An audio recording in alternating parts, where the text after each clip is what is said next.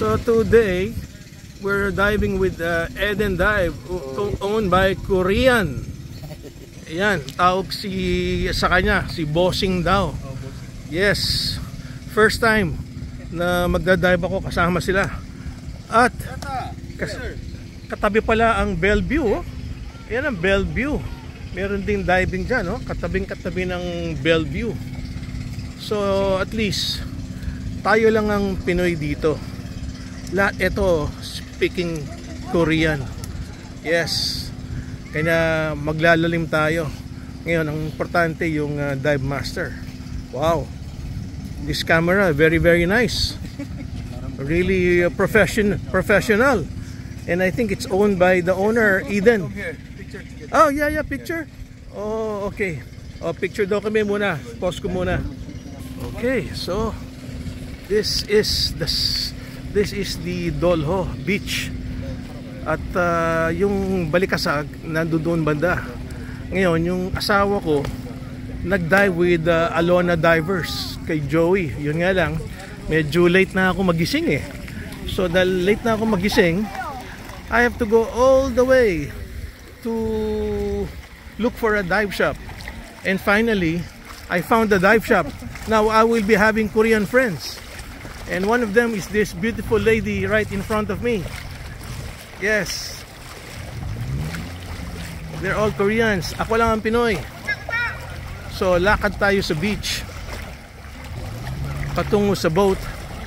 And ito ang pinakamasayang oras, araw ko, taon. Kanya pag ako'y nag-scuba diving, napakasaya ko. Kasi alam nyo sa scuba diving, yung kasiyahan na nakukuha ng diver, hindi mo ma-explain. Ngayon, kanya hindi mo ma-explain kasi para kang lasing na hindi ka naman lasing, no? Ang tawag doon kasi parang tipsy. Sa diving, ang tawag doon narcosis. Yes. Pero pag hindi ka naglalim, hindi mo masyadong mararamdaman yung narcosis. Yung narcosis, dapat umabot ka at least mga 30 meters. That's over 30 meters, kulang-kulang sa 100 feet yun. Kasi pagka masyadong mababaw, okay din. Yun nga lang, hindi ka parang tipsy, kumbaga sa hindi ka nananark. Well, sa mga bagong mga divers, normally hindi dapat sinasabi yun. Kasi bawal silang maglalim. Kasi pag bagito kang diver, normally hanggang ka lang, 21 meters. Ako hindi ako pwede ng ganun.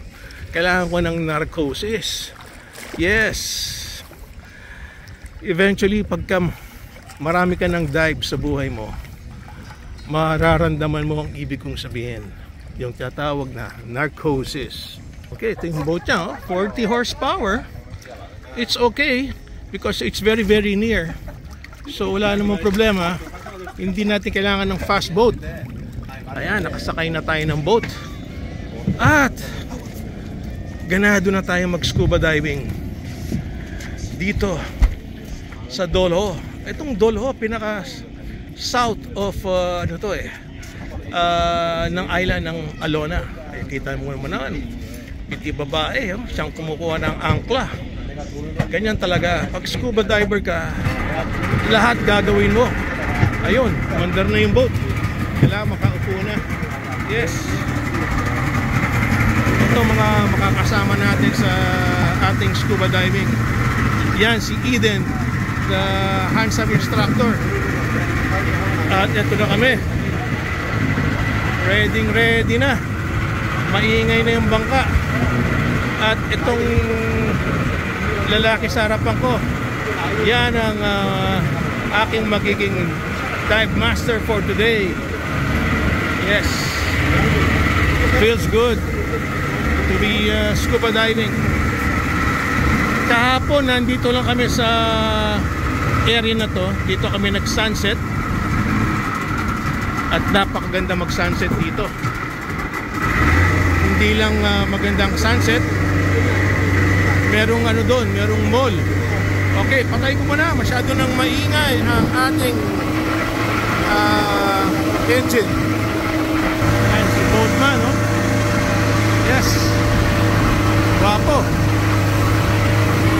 Ayan, makita mo lang yung tubig, matutuwa ka na eh. Sobrang liwanag, oh. Kaya yun ang advantage pag nagda-dive ka sa mga lugar na dive sites tulad ng Cebu, Bohol, Dumaguete, Palawan, Anilao. Ang tubig napakaliwanag. Okay, so mabait naman tong Koreanong to. Yan si Eden eh, mabait. So hopefully magkakasundo kami. So ganun pala ang sistema niya. Lilipat sa kabilang bangka. So ito parang ano lang, parang dinghy lang ang nangyari. Yes, dinghy lang, lilipat lang sa mas malaking bangka. Kasi nga naman yung malaking bangka hindi pwedeng ano eh, hindi pwedeng magpunta sa shore dahil sa ano, sasabit sila sa mga bato. Kaya ganito ang nangyari. Yun, lilipat lang sila. Yes. So mabuti na lang konti ang mga divers today. So asikaso tayo ng gusto. Kaya hopefully magandang service ng Eden. Okay, nakahanda na mga equipments. Ganda naman ng boat, malaki. So far, so good. Buti napadpad ako dito at nagkakaroon tayo ng mga bagong mga kaibigan dito. Ayan, oh. Yun ang masarap dito sa ano eh, dito sa Bohol. Ang mga boats nila malalapad. Pwede nga gawing dance floor eh. Welcome aboard. Yan. Okay, I speak Korean first. Yeah, sure. No problem. I translate. So, salita daw siya ng Korean muna. Yes. Ini-explain niya kung anong meron sa boat niya. At syempre, I'm sure libre dito yung mga kape. At kung gusto mong mag 3 dives, pwede. Actually, sa totoo lang, ang gusto nila ano eh, ang gusto nila 3 dives eh. Kasi mas malaki nga naman ang kita. So average dive dito is about 5,000 or over $100, no, for 3 dives. Medyo mahal na, hindi na rin mura. Kaya kung ano ka, kung diver ka talaga, kailangan marami ka rin pera. Tayo naman, katamtaman lang. At ini-enjoy lang natin ang buhay. Ayan. Yun. Siyempre, ang salita nila, lingwahe sa Korea. So okay naman tong boat niya, malaki. At ito, malamang may banyo. Ito si Kapitan. Kapitan, pangalan mo? Pangalan mo, Kapitan? Jonas. Okay, Jonas, ito banyo. Ha? Yan, kompleto. Ayos. Ikaw rin tagaluto.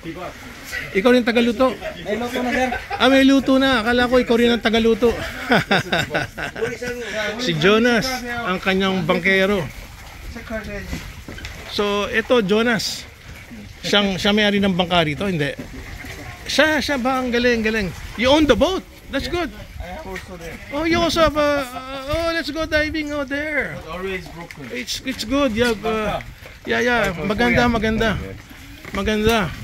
Magandang umaga. Oo, maganda. Magandang umaga.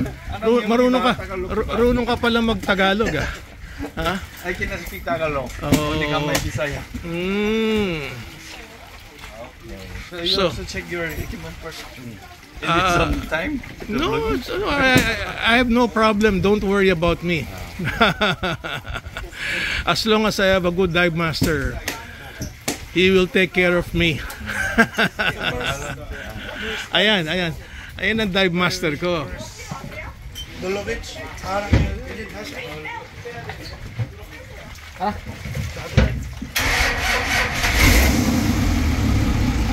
Pare, pangalan mo ulit? Marlon. Marlon, oh, Marlon, oh, Marlon. Ayun si Jonas. Yeah. Jonas and Marlon. Matagal ka ng dive master? Oh, tagal na. Matagal na. 2019. Oh, matagal na. Oh, dapat mag-instructor ka na. Sige. Siyempre, pag dive master ka, susunod nun kailangan instructor na. No? So, ayan, naghahanda na po sila lahat. At chine-check ng mabuti ang mga gear. Alam nyo, dito maganda sa sa Bohol, Cebu palaki ang bangka, halos hindi ka na mag-iisip. Halos pagda-giant strike ka na lang. Yes, kadalasan po dito giant strike ang ginagamit, no? Kaya silbing-silbi ang mga divers. Okay. Okay, nakaandar na kami. At in a few minutes, nandun na kami sa dive site. At sigurado, ako'y mag-i-enjoy. Yun nga lang, wala akong dalang underwater camera. Kanya hindi nyo makikita yung ilalim na idadive ko. Pero sa susunod, makabili na ako ng bagong underwater. Kasi yung aking GoPro medyo may kalumaan na. At dapat mapalitan na ng GoPro 12. Wow! Masarap bago mag-dive, pero mas masarap pag nasa ilalim ka na ng dagat. Dahil nga doon sa tinatawag na narcosis. Yes. This is going to be a fun dive. Ayan, yung dive master ko, masipag. Sa tagalinis ng aking mask. At syempre, importante ang paglinis ng mask para at least madali mo makita yung ilalim. Yan ang tatawag na defogging. Pagka nagdi-defog ka, madali kang makakita. Yun, no? Dinidefog niya. Anong ginamit mo? Toothpaste lang? Okay, oh. Malapot ang ginawa niya. Kaya sigurado, well defog yan. At sabay lalagyan niya ng tubig. Yun. Yes. Nandito na tayo sa site. Wow. Pare, sinabi ko ron, hindi ako pwedeng mababaw. Maglalalim ako. Kung ayaw mo maglalim kasi naghahanap buhay ka, antay mo lang ako sa 20 meters. Antay mo lang ako.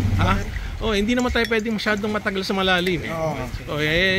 Yung computer watch ko, hindi na mapapayag na more than 10 minutes Hindi, itong computer watch ko, alam na yan.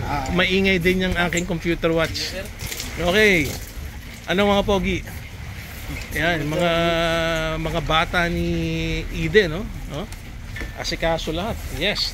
Maraming salamat, pare. Okay, syempre, importante, briefing. So, unang dive natin, sir, pangalan pala ng ating diving point. So, Eden House Reef, kasi nasa harap ng resort lang tayo. Eden House Reef, Yeah. So, Eden House Reef. So, ito pong diving spot. So, this wall and slope. Okay, so gaya ng sabi nyo, so punta ka lang Anong pinakamalalim ng sifan? Alam ko may 36 May sifan dito. Turo mo pagdating ng malalim ng mga 38. Bibisitahin ko lang. Abangan mo lang ako sa taas. May kamera po kayo? Hindi na. Hindi ko na. May kamera ko magdala. Sige. Pero baka lugi ka kasi hindi ka pwede maglalim Kakaya naman sa'yo. 30, nasa 25 ako. Sige, okay. So ako lang mag-picture kayo. Kahit hindi na, okay lang sa akin yun. Ito pa lang yung diving spot natin, sir. So marami pa lang maliliit na isda. Sige. Saka colorful. Hindi na ako interesado ron. Gusto ko lang yung sifan. Okay. So, parating ko lang yung sifan ng malalim. Happy na ako. Ng sifan. Nasa 40 meter. Basta ituro mo lang sa akin kung saan yung sifan. Kung ayaw mo sumunod, doon lang ako yung mga 10 minutes aangat na ako. Okay, sir. Okay. So ang current pala punta doon. So not so strong. Okay. So with the current tayo. Yeah. So we need to follow the current. Okay, good. Okay, so maybe around 30 to 35 minutes our diving time. Baka hindi kasi syempre kung aangat na ako, bahala na. So, pag-aangat Pwede pala tayong magbabaw. stay tayo Oo, ng oo. so doon sa 15 to 10. Oo, So, tama. doon tayo Tama. Magbababaw tayo. Oo. Nasanay kasi ako sa walang ma-enjoy- makita. Ma-enjoy mo yung drive mo. Sige. Sige. May enjoy ko yan, basta dali mo ako sa malalim. Okay, sir. Okay. So, Sandali, pangalan uli. Marlon. Marlon, yun, si Marlon.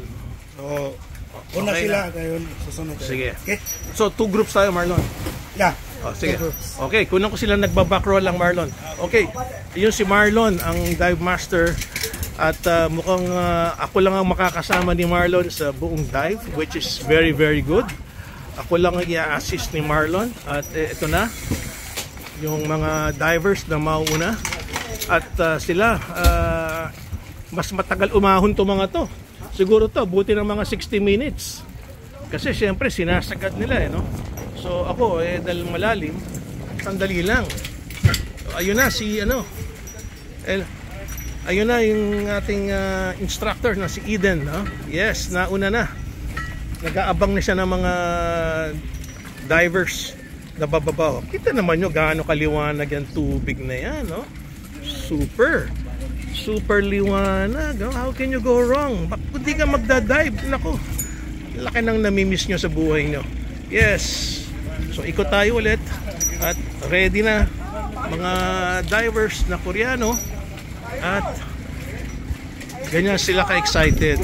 Sigurado ako, excited sila. Nasa taas pa lang sila. Excited na yung mga yan.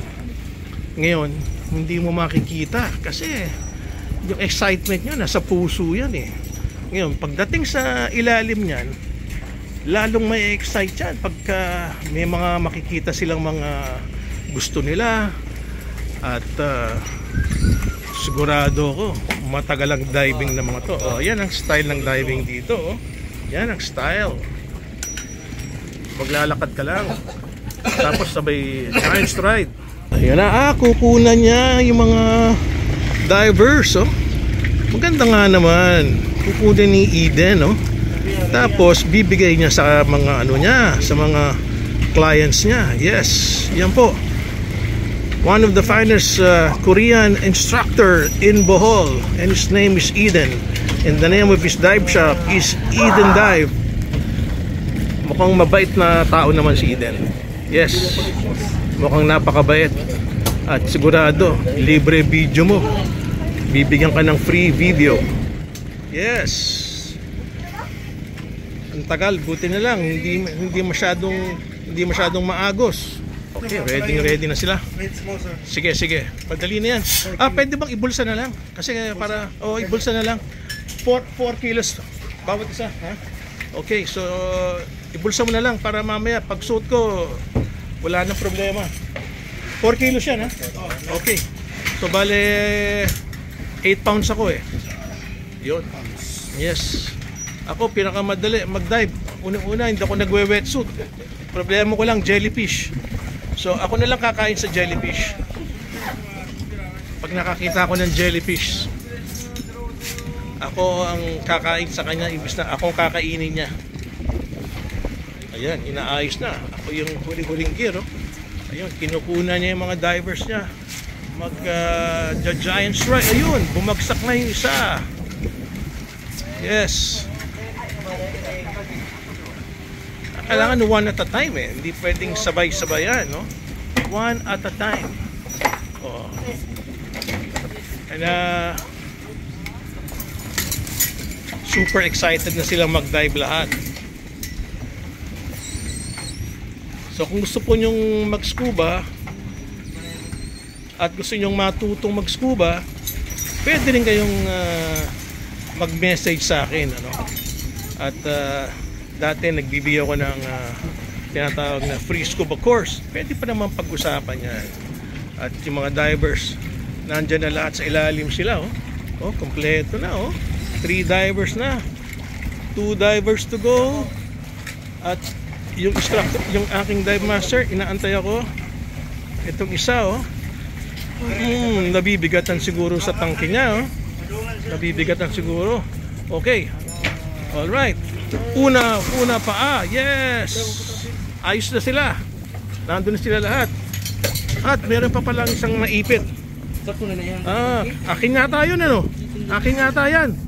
Okay, so thank you for watching and hope to see you again here in Bohol, Dumaguete.